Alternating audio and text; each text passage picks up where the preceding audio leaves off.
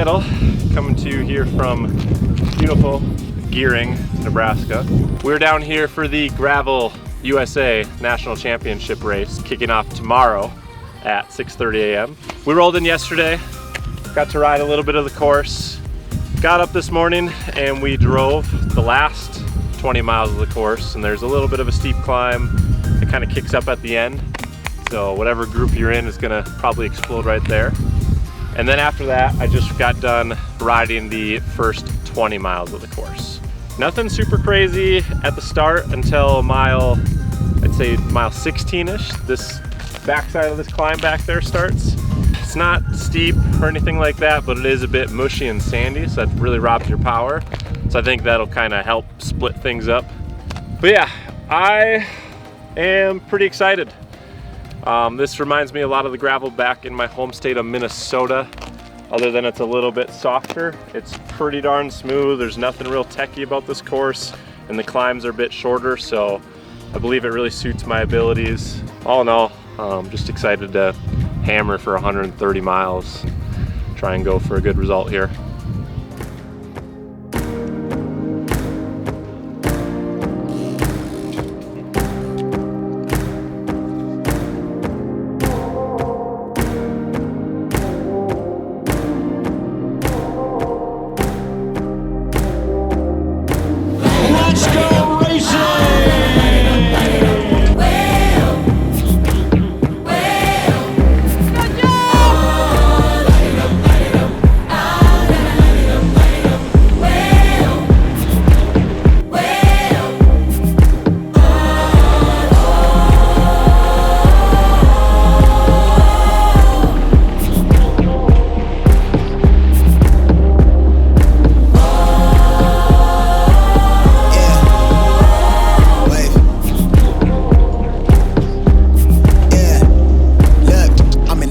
We are 11 miles into this race. It's just starting to get a little bit spicy here. However, I am experiencing some shifter issues. I was trying to look down to see which side it was trying to skip to, and it looked like it was trying to skip up the gears, so I adjusted it 2 clicks to the right, and that seemed to take care of it. With a time of my life, I'm never so packed for the stack, never lied on the rap, got a bag from the way that I write it. Queen looking Tyson, do that ass survive, doing 80 to the house, then I hit it to the sky, change haters on a tirade, talking to their grip in the face, be still, let that hate stuff fade. We all want the same, we all want a meal in the safe. I wanna live like I'm trying to reach enlightenment. Trail spill from my lips, feel big from the bip, take a sip till I pass out.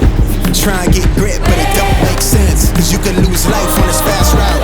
Yeah, turn thoughts to a cash cow. I might flip that to the glass house. I don't need the accolades, I'm in love with the chase. I just wanna eat, save a spot at the table. This climb was pretty difficult. Again, not so much because of the gradient, but because of how soft this gravel was.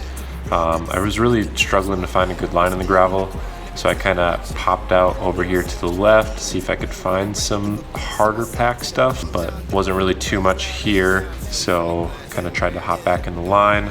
In total, this climb took about 8 minutes to get up, and for me it was an average power of 388 watts.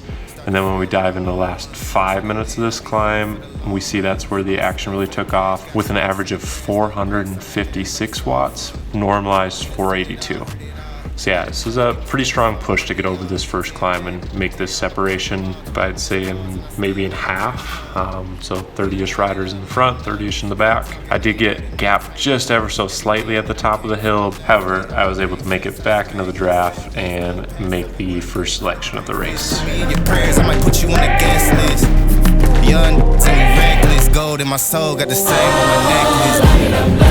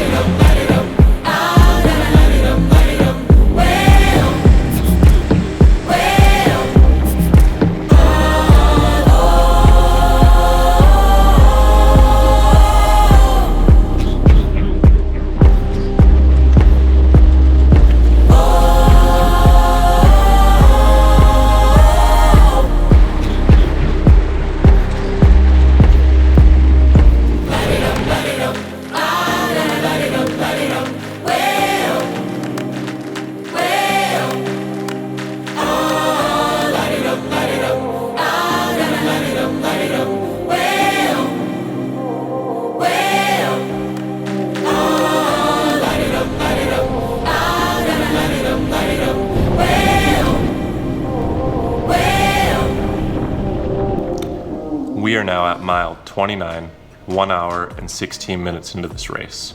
As you can see, there's been many attacks, lots of crosswind, and the difficult part is we're constantly turning left, right. So it's been a cross tail left, cross tail right, and so on. So that's made it a bit difficult for positioning. These last 20 minutes since the bottom of the hill has taken a normalized power of 343 watts, averaged 317, and we've averaged 25.3 miles an hour for this section. So definitely moving along pretty quick. Coming up here though, I think a lot of people know by now there was a pretty big crash in the group. People were attacking off the front in this pretty big crosswind here, and recognizing the danger situation, I was sitting right on Keegan's wheel, right up towards the front, so I'm in a pretty safe spot here. But as does happen in crosswinds, if just one person makes a little subtle movement, that can have a ripple effect down the chain, and that's what's happening right here.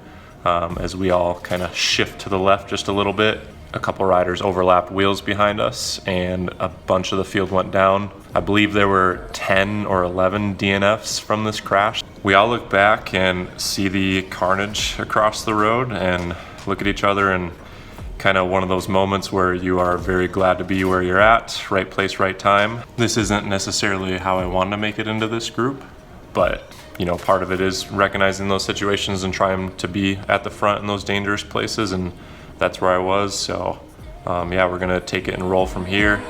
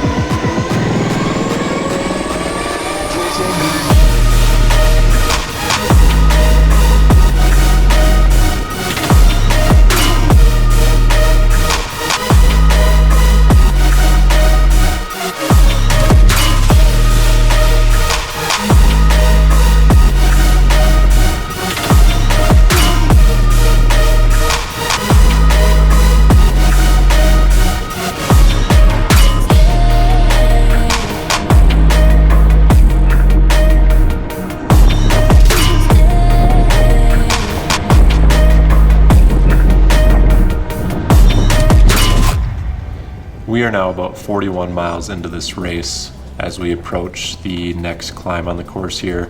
As you can see, the group isn't super cohesive as we try and work together. The two younger kids from the Trek Bear team are disrupting it just a little bit. Keegan kind of gave him a hand, and so did Payson to kind of send him through, just to try and get the group to work a little bit better together, so everyone's doing even and we can kind of pull away from the field. Heading up to this next climb, it's 5.6 miles long. It took us 15 and a half minutes to get up at an average power of 346 watts and average speed 22 miles an hour.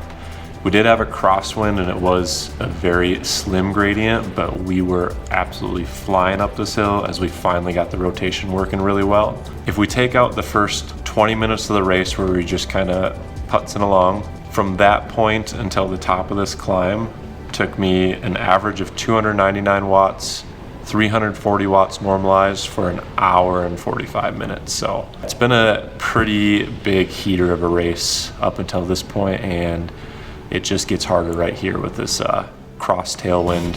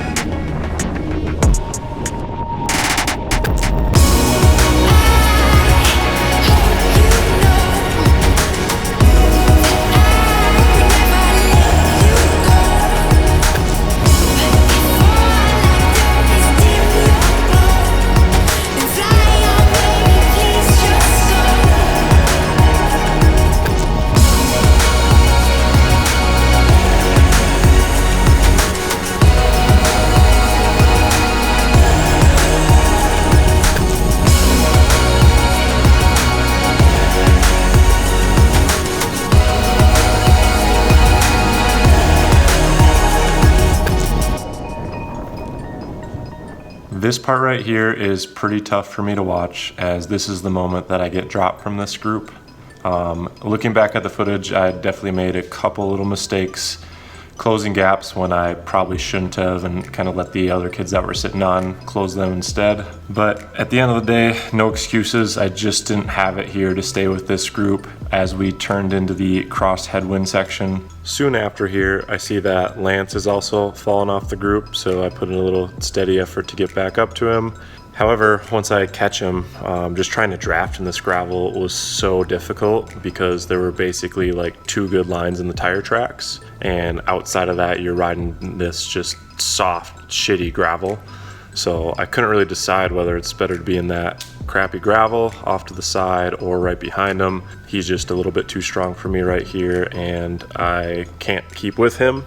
Soon after that, we get caught by another group. This one contains Nathan Sprat, super strong guy out of Utah, one of the Trek riders that was in our group before. I had seen them coming, so I kind of sat up to try and hook onto the back of this group. However, we hit just a little bit of a roller here, and I was still just completely gassed from the effort before, so I'm not able to stay with these guys here. Right over the top of that hill, I see that one of the guys from that group popped off. I believe his name is Eric. So I link back up with him, and we spend a ton of time together going into this headwind for the next 20 or so miles.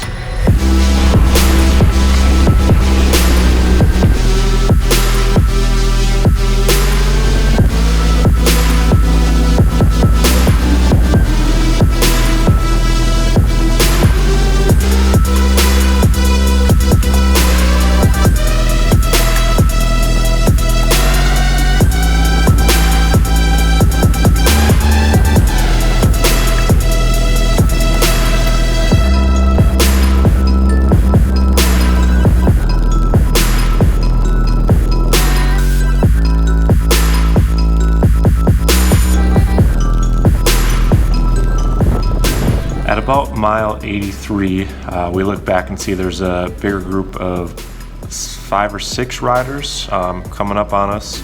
This group contains Drew Dillman, fellow racer that I've got some footage from here. Shout out to him. Go visit his YouTube channel, link in the description. Isaac Brandt, who rides for Above and Beyond Cancer, a road racing team that I used to actually race on. And then Spencer Miller, I believe it is, who I raced with a little bit way back in the day in Wisconsin as he was coming up through junior ranks. I was just getting into cycling. So we have a pretty solid group here as we near the feed zone at mile 91.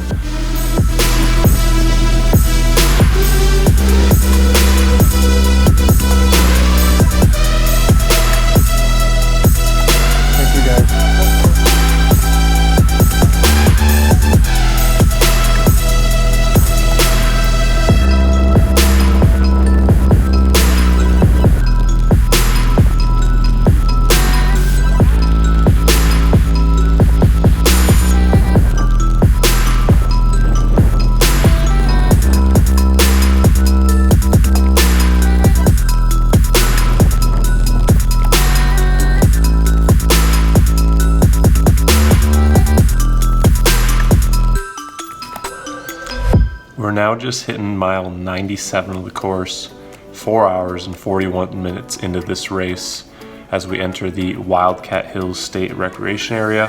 This last pavement climb was pretty mellow with a massive headwind, and lucky for me, no one attacked as I was just really hurting here. I think I'm paying for the efforts earlier in the day, and I feel like I'm just hanging on for a thread. So all I can do now is make little goals for myself of staying with the group as long as I can. The next goal is just to hang on until the final climb, which comes at mile 110-ish.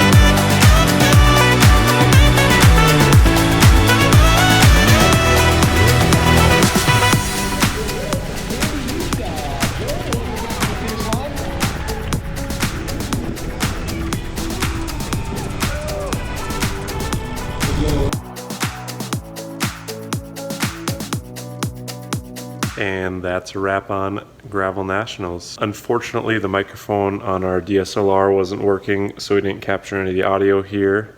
But basically I'm saying this was such a tough race. My goal was a top 15, so finishing just outside of that was a little bit disappointing. But the main takeaways I've got from this race are that it was really exciting to get to race with all the hitters at the front for the first 50 miles and getting to see what that's like. It's going to be an image I keep in my head for the next 6 months as we finish out this season and begin winter training heading into next year, so that the next time I find myself with that opportunity that I can stick it out and be more competitive with those guys. Because at the end of the day, that's for sure my goal. I don't want to just finish, you know, top 20 here and there and make cool videos. I want to be competitive at the same time and be up there with those guys. So huge thank you to everyone who's watched to this point in the video, and everyone who's subscribed. Please share this video with your friends if you think it's cool. Helps me out. Tell them to like and subscribe and whatnot as I try and get better and better at racing and making sweet videos for you. The next race you can catch us at will be the Rad Dirt presented by Wahoo out in Colorado. And then followed by that, the last one of the season for me will be Belgian Waffle Ride, Kansas, where I took 9th last year and hoping to maybe step up on the podium and try and do a little bit better than I did in Utah that one. So, alrighty, that's all I got for you.